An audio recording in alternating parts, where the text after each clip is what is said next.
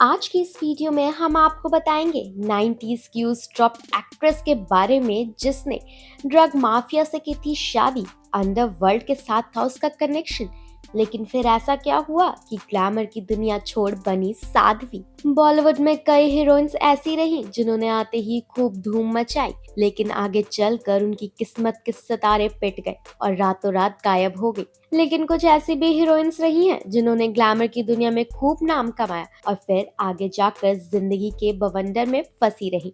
90 के दशक में भी एक ऐसी ही खूबसूरत एक्ट्रेस आई थी जिन्होंने आते ही धूम मचा दी थी। इतना ही नहीं, 90 के दशक के बॉलीवुड स्टार के साथ लेकिन कुछ ऐसी भी हीरोइंस रही हैं जिन्होंने ग्लैमर की दुनिया में खूब नाम कमाया और फिर आगे जाकर जिंदगी के बवंडर में फंसी रही। 90 के दशक में भी एक ऐसी ही खूबसूरत एक्ट्रेस आई थी जिन्होंने आते ही धूम मचा दी थी। इतना ही नहीं, 90 के दशक के बॉलीवुड स्टार के साथ एक के बाद एक हिट फिल्में भी दे डाली, लेकिन बाद में उनका नाम अंडरवर्ल्ड के डॉन रहे छोटा राजन के साथ जुड़ गया। इतना ही नहीं, इस एक्ट्रेस की शादी के चर्चे भी एक ड्रग माफिया के साथ रहे और 12 साल की जेल का भी मामला सामने आया।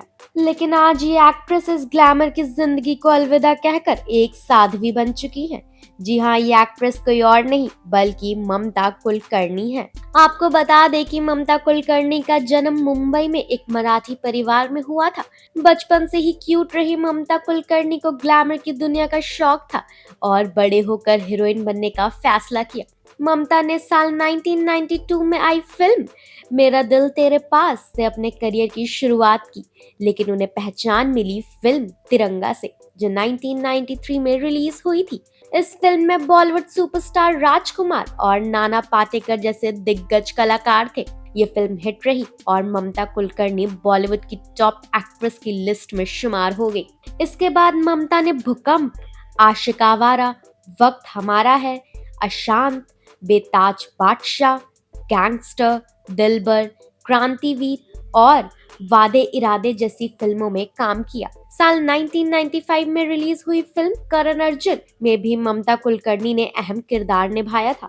90 के दशक में बॉलीवुड में अंडरवर्ल्ड का काफी दखल था और दाऊद समेत उसके गुर्गे यहाँ अपना सिक्का चलाया करते थे। इसी दौरान ममता कुलकर्णी ने भी अंडरवर्ल्ड से कलेक्शन जुड़ने की खबर सामने आने लगी। दाऊद का कभी गुर्गा रहा अंडरवर्ल्ड डॉन छोटा राजन के साथ ममता के इश्क के चर्चे खूब मैगजीन्स में छपने लगे।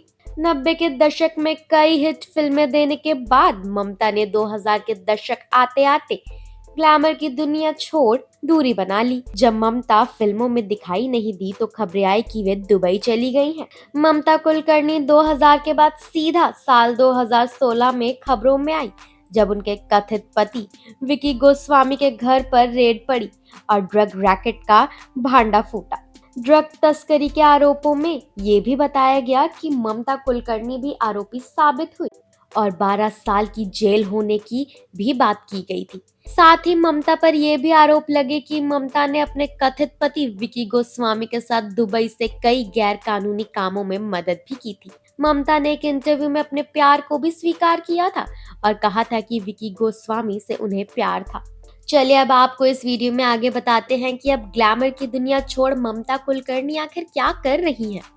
साध्वी के तौर पर अपनी नई जिंदगी शुरू करने वाली ममता कुलकर्णी ने महामंडलेश्वर पद की भी शपथ ली थी। हालांकि बाद में इसको लेकर खूब विवाद हुआ। ममता कुलकर्णी अब अक्सर ही साध्वी के रूप में दिखाई देती हैं और अब इंटरव्यूज के टाइम पर भी ममता कुलकर्णी साध्वी के भेष में ही नजर आती हैं। हालांकि अब ममता कुलकर्णी सुर्खियों से दूर रहती हैं और शांति में जीवन बिता रही हैं।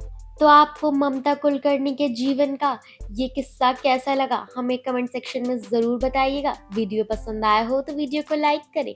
ऐसे ही और इंटरेस्टिंग न्यूज, स्टोरीज और अपडेट्स के लिए मायापुरी कट को सब्सक्राइब कीजिए and don't forget to press the bell icon.